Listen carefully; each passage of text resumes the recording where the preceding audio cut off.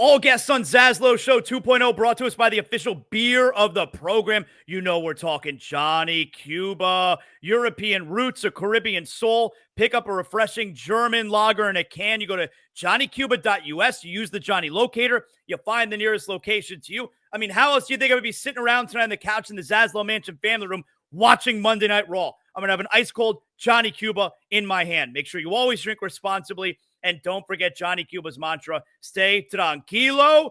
And joining us now is our pal, the coach, Jonathan Coachman, Coach and Company, Coach and Bro Show. And now on Pro Wrestling Nation 24/7, which debuts tomorrow, July 1st. So like 9 a.m. when the live programming starts, 9 a.m. Eastern time tomorrow, Tuesday, July 1st Eastern time. Coach is part of the new lineup. Busted Open turns into Pro Wrestling Nation 24/7. Coach, congratulations. How you doing?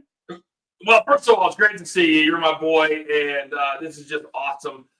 We're so busy, but I'm so glad that you put over that show first and foremost. You and I are humongous, obviously, wrestling fans. I dreamed about this 7 years ago when I left ESPN. I said, man, I kind of want to do radio again. So I get the best of both worlds. Radio, 2 to 4 Eastern is the best time slot. And we get to talk everything pro wrestling with a lot of really cool former wrestlers, current wrestlers. It's going to be awesome.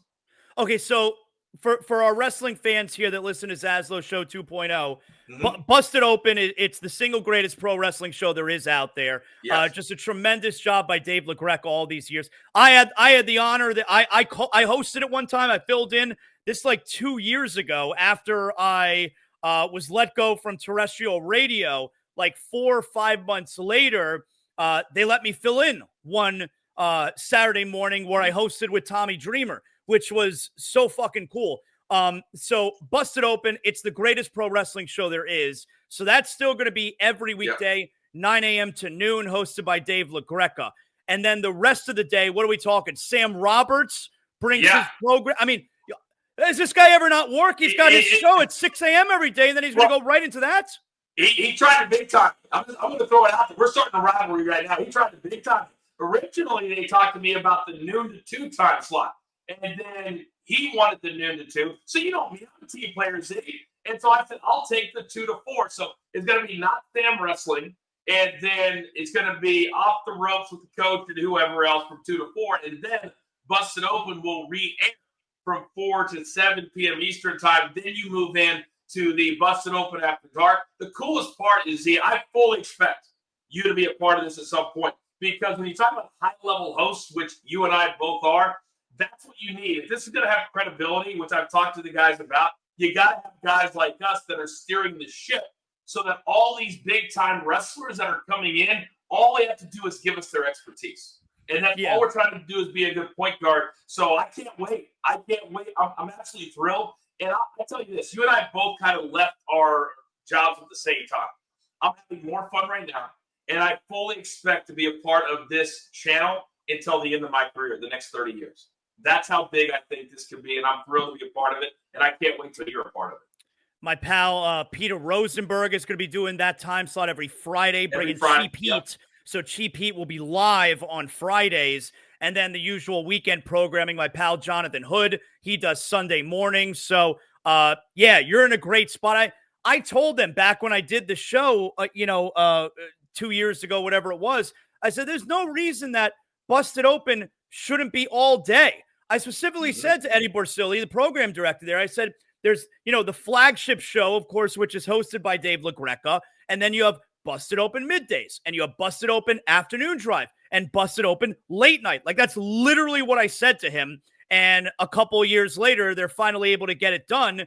And they're actually, they're not even moving to another channel, the whole channel. So it's going to be called now it's still channel 156, Sirius XM, Correct. But it's Pro Wrestling Nation 24/7.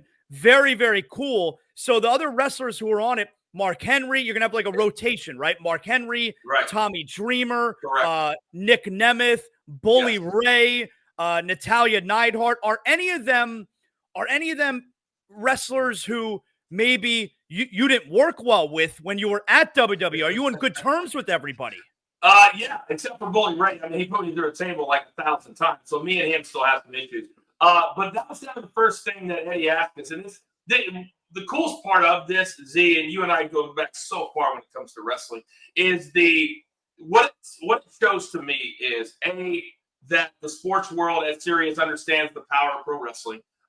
B, Dave LaGreca, anytime you see somebody who has a passion project, 16 years in the making, and then they get to where they want to, it's very rare in this business. It's very rare that this can happen. You can see it through. He was emotional when he called me the other day, thanking me for being a part. I was like, thank you. So to answer your question, though, I get along with all of the wrestlers that I'll work with. To be honest with you, there's only a couple of guys that I can even think of that if they say, hey, you got to do a show with this guy, I would say, but then you do what Vince McMahon always taught me to do, and that is if it's a real life heat between two guys, you turn that into a good show. And that's what he always would do, was if two guys didn't get along, guess what? You're going to be in a program together. So I could have worked with anybody. It wouldn't have mattered to me. Do you wonder if you have enough time to watch all the wrestling content out there?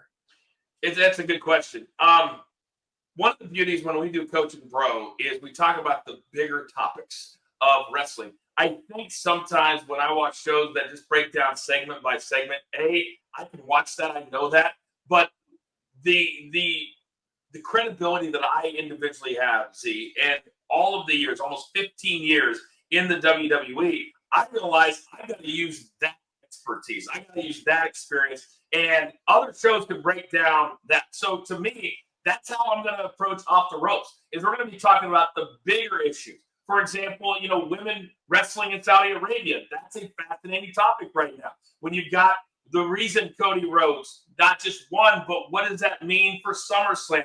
That's how I want to attack the show. And then also be a little bit creative, have a little bit of fun, because the one thing that's driving me nuts is there's no fun right now. My character when I was in, if you remember, I was always in the stupid skits. I was in the fun things, the things that made you laugh. I don't remember the last time I truly laughed when I'm watching a pro wrestling show. And I would love to try to incorporate that a little bit in our show every day. Well, look, it's really great shit. So Tuesday morning, 9 a.m. Eastern time, Busted Open officially turns over into Pro Wrestling Nation 24/7. And you'll be able to hear Coach debut. What's the show called again? Off the Rope? Off the Ropes. And what's funny, Z, is that when I was at ESPN and we made Vince called me and said, hey, I need to get us on ESPN to do the Fox deal. Do you know what we called that segment for 3 or 4 years? Off the Top Rope. And now all these years later, I'm doing a show called Off the Rope. So I thought that was kind of funny. That's awesome. So yeah, you'll check Coach out tomorrow, but just tune in starting 9 a.m. Eastern time, right, and you'll get the whole rundown there, brand new lineup there at what is now going to be Pro Wrestling Nation 24/7. Let's talk about which was a really fun weekend for WWE. Night of Champions, Saturday afternoon from Saudi Arabia. What a crowd. Tremendous crowd. Great atmosphere there. I do want to start out with, the night before where they had their kickoff show, the Night of Champions kickoff show. Mm-hmm. And the story coming from that show was CM Punk getting booed by the crowd when he comes out, because apparently there was a tweet many years ago where he was beefing with Miz, and he said something very derogatory about Saudi Arabia. The fans, they didn't let him forget about it, and he had a back and forth with a fan who brought it to his attention, and then you saw at the end of the show the next day, that fan was sitting in the front row, and Punk went and gave him a hug. I thought that was a great moment, but So Dave Meltzer is apparently reporting that the fan was a plant. Do you buy that? I don't buy that. Well, I don't buy anything that Dave Meltzer puts out. Never have. And I think finally we're at a point where a lot of other people realize what he's always done. And you know how many times, by the way, I've ever seen Dave Meltzer at an actual show? I would say zero. I would imagine zero. So I don't know why everybody puts so much stock into what he said. I don't believe that was a plant. I don't. I saw his apology at the kickoff show or whatever it was. I thought it was authentic. I thought it was the right thing to do. But to put that, if it was a plant, why would you put him in the front row of the actual show? You wouldn't. that would be the dumbest thing you could possibly do. What would be more likely to have happened was he called him out, he shakes his hand, you can then take the storyline into the show. So I don't believe for a second that it was a plant, or they would even think about doing it as a plant with that serious of a thing. Anytime you attack a culture or another country, especially in this day and age right now, what's going on over there, I seriously doubt they would do that. Pretty amazing how far they've come in these last, I think maybe 6-7 years since they started doing the shows there in Saudi Arabia. It was controversial then. It's still controversial now, but I chose to look at it back then from a positive lens, which was, that country, that region, they're fucked up. All right. It's a different world out there. And especially when it comes to women's rights. And if we're in a place where the very first show out there, and I think it was Natalya and Lacey Evans, where they have the first ever female match in Saudi Arabia. Now they're obviously decked out head to toe in clothing. Matter of fact, it wasn't even the cool gear that you see the women wear these days. They were wearing like a shmata. They're wearing like a long t-shirt, but if that gets us to a place where little girls in Saudi Arabia are watching women perform in front of them for the first time ever, then you know what? Maybe we're doing something good here by bringing some of our culture over there. And now you see how far it's come along. I think it's really terrific. So I went back to WWE for about a year, maybe a little more than a year. At that time, I was actually in the room when they announced this new deal that at the time was 10 years, 20 shows. It was like $10 million per show plus production costs. I was also in the room when they forced Hulk Hogan to apologize for all the racist stuff that he did so he could get on that show and make $2 million for that first show. You talk about fucked up. The whole situation was that. When you talk about the women, that first show, they weren't even allowed to be in the building. They couldn't even fly over to that country. Women couldn't even drive at one point in that country. So I choose also, Z, to look at it as a huge positive. It'd be very, very easy for Jay or Asuka to be like, oh, I'm not doing that. I'm not going to be a part of it. Instead of saying, you know what? In some parts of the world, because I've wrestled in Afghanistan, and Afghanistan is also part of the Middle East. A lot of the things they do there is very backwards. And I remember feeling it. It feels different. None of us can imagine living there.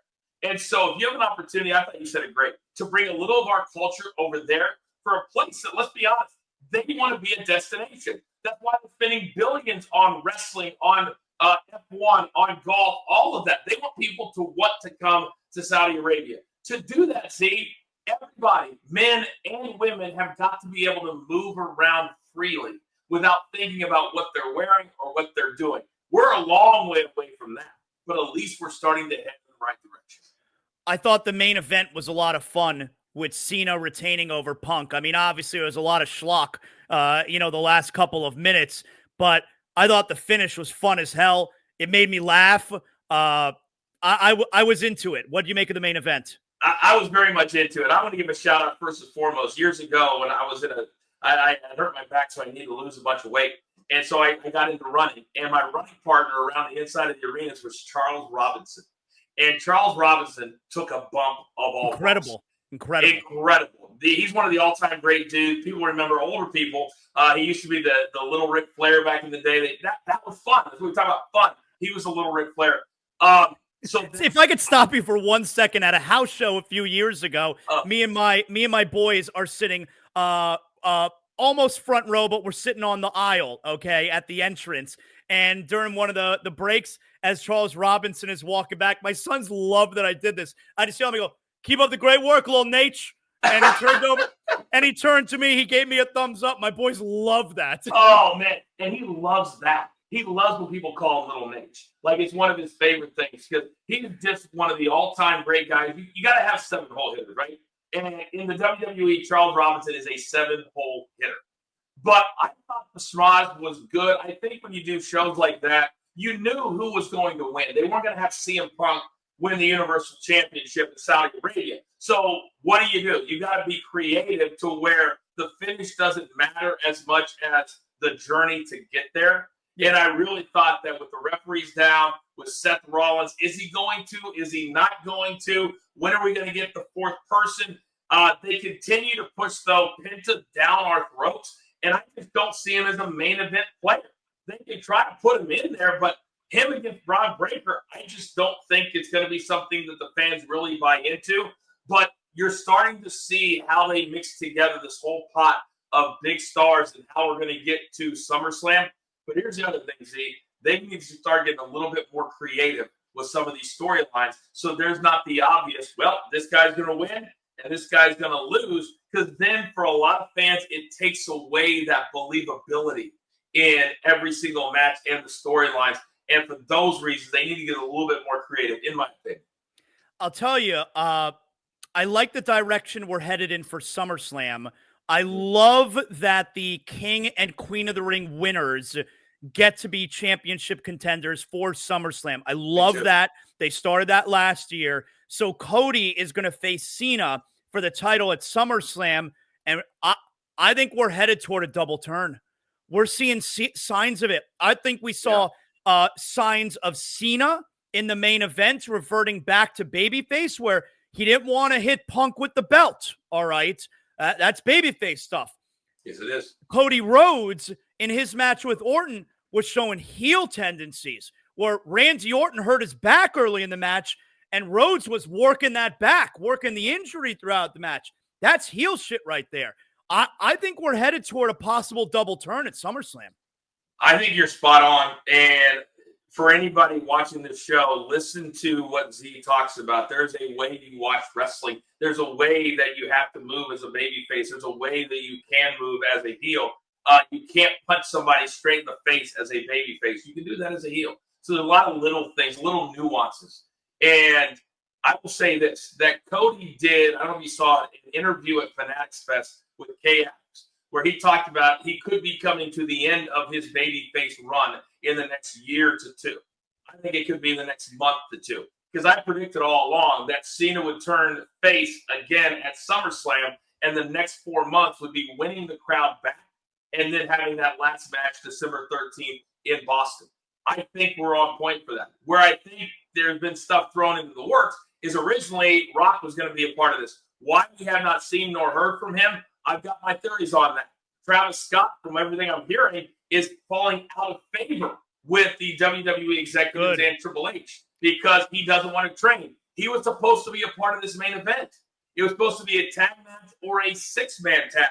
Now they've scrapped those plans because of Travis Scott and because of The Rock. So because of all of them no longer being a part of it, I absolutely think it's going to be a double turn. It's the right time to do it. And then you have 4 months for us to celebrate Cena and him just saying, listen, you know what? My bad. My apologies. Let's ride these last 4 months together. And guess what? The crowd's going to buy into it like that. Won't be any issue whatsoever.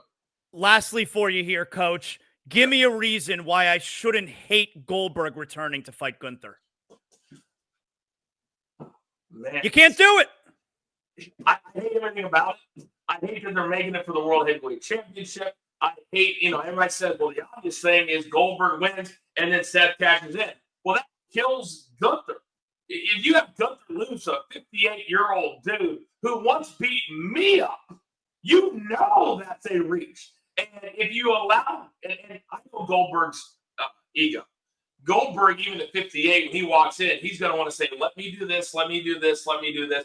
And he's always been that way. Even when he worked with me, he was that way. I think they're going to have some real creative issues. And something other than Gunther crushing Goldberg will not be believable, and it doesn't help anybody. I hate the whole thing. It should have been against somebody fun, in my opinion. The only positive coming out of it is it'll be Goldberg's last match, and then we're done with it.